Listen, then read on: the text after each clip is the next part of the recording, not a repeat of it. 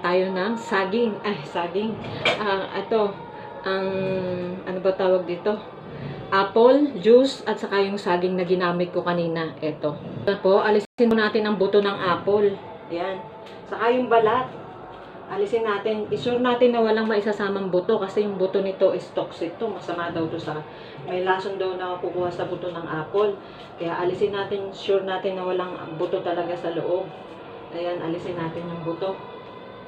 Ito na yung mga buto, saka yung balat. May konting natirang balat, hindi 100% kasi alam naman natin na nakikita natin sa social media na inilulubog yung balat ng yung apple para kuminta. Baka mamaya may kandila yun. Kaya inalis ko na rin yung balat. At ito po yung saging na kanina na niluto natin, yung kasama ng ano, 'di ba? Konti lang naman ilalagay ko kasi hindi naman to ano kasi ito yung iba, hindi ko na ilalagay lahat kasi kinakain ko yan bago ako matulog. Hindi yan masisira, hindi yan mangingitim maski wala na siyang balat. Basta takpan lang natin kasi yung takip nito na wala, hindi ko alam kung nasaan.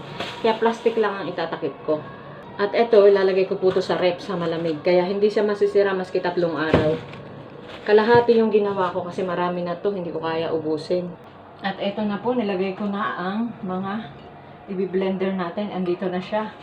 Lagay natin siya dyan.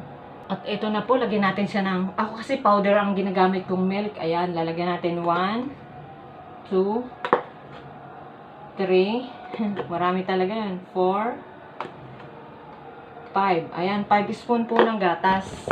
Hindi ko na po yan lalagyan ng asukal kasi ano na to, yung saging niyan is matamis na. Kaya wag na natin siya lagyan ng asukal. Tubig. Siyempre, itansya natin yung tubig kung hanggang saan. Wag aapaw. Tama lang. Ayun. Ayos na siya. Parang gusto ko more on gatas. Lagyan natin. Kasi parang maraming, masarap to pag maraming gatas eh. Makagatas kasi ako. Ayan. Na-off ko ba? At ito po, on na natin ang ating juicer. Uy, mukhang ayaw ah. Bakit ayaw? Hindi ko pala na-on dito. On natin siya. Nataas na. Ayan, tamang-tama lang yung tubig. Dapat hanggang dito lang yung tubig niya para hindi siya umapaw. Ayan na po. Super sarap yan. Huwag lang ilagyan ng asukal. Kasi yung saging, matamis na yan eh. Ayan lang natin siya.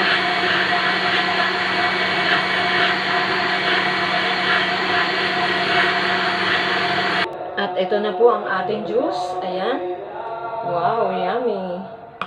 Ayan na po. At ito po ang lalagyan ko. Ilalagay ko to sa freezer. Para kung gusto kong uminom, meron akong iinumin. Lalagay ko to sa freezer. Kung gusto kong, kasi wala akong baso, ito na lang lalagyan ko. May matitira pa rin yan. Kulang ang lalagyan ko yun. Wala akong lalagyan. Ayun. Lalagyan ko to ng takip. Asay takip nito. At ayan na po ang ating juice. Ayan. Ayan, oh. Ayan. May natira pa. Siyempre, inumin na natin yan. Yummy! Ayan po. Ayan. Yummy. Bye! Thank you for watching. Please share.